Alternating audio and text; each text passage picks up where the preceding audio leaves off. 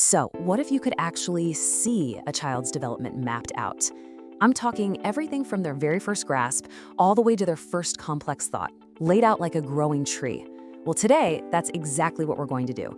We're going to explore this really powerful visual guide for how kids grow. I mean, it's a huge question, right? How does a child's mind grow? Every parent, every teacher, we all ask this. And honestly, the answer can feel, well, super overwhelming. But what if we could simplify it? What if we could actually see a map of that growing mind? Okay, so the philosophy that powers this whole tree concept is something called the mesh framework. It's pretty simple, really.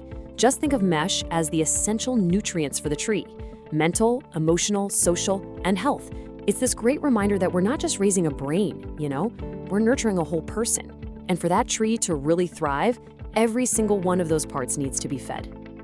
All right, so just like any real tree, the most important growth actually happens underground, where you can't even see it. So let's dig in, shall we? Let's start with the roots, the foundational skills.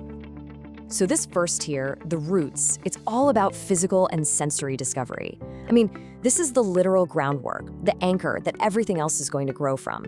It's that amazing time when a child is just discovering their own body and the world around them through pure physical experience. We're talking about birth to about 18 months here. And at this stage, the child is basically a doer and sensor. They're not thinking in abstract ways yet, nope.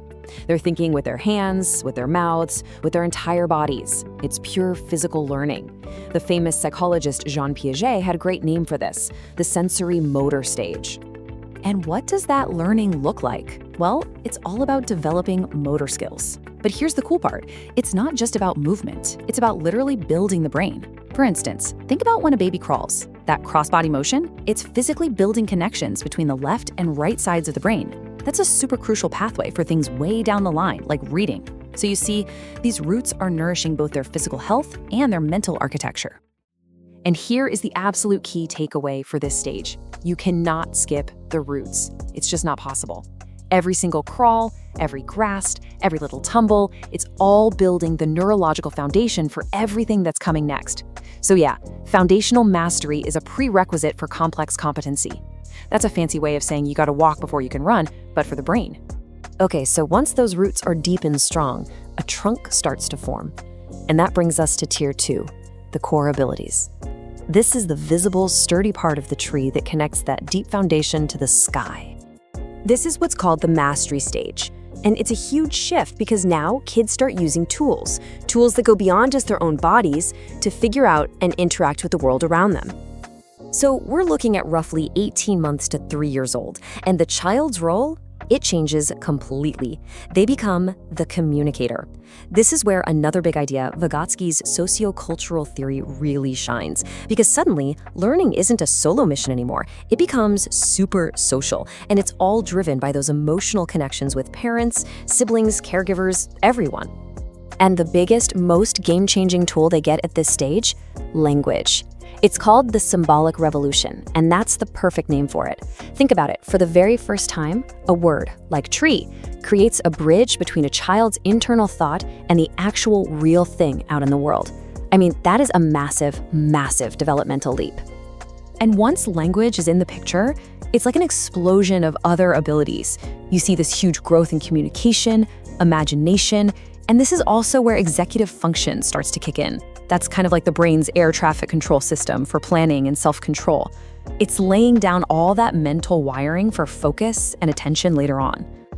So we've got our roots, we've got our strong trunk, and now we reach the canopy. This is it, the third and final tier. This is where all that earlier growth really, truly blossoms into complex skills. They call this the blossom stage, and for good reason. It's where kids start pulling everything together. All those foundational skills from the roots and core skills from the trunk to solve brand new, complex problems in really flexible ways. Okay, so now we're at about 5 years old and up. The child's role transforms again, this time into the problem solver. Their thinking just gets so much more logical, more systematic. They can actually start to operate on the world with their minds, not just their bodies. Piaget called this the concrete operational stage. And these blossoms are the high-level skills we all value so much, right? Things like logical thinking, creativity, resolving conflicts. But the key thing to get is that they aren't isolated skills. They're systemic responses. What does that mean? Well, think about something as simple as sharing a toy. To do that, a child needs communication and emotional smarts from the trunk, plus the fine motor skills from the roots to actually hand it over. See, it all has to work together seamlessly. So, we've looked at the roots, the trunk, and the canopy piece by piece. Now, let's do the fun part. Let's step back and take a look at the whole magnificent tree. And when you see it all together like this, it reveals the single most important lesson of all. No part of this tree exists on its own. You're not going to get a beautiful blossoming canopy without a strong trunk. And you're not getting that strong trunk without deep, well-nourished roots. Every single stage is built directly on the one before it. So, at the end of the day, a child's development isn't some checklist you just tick off.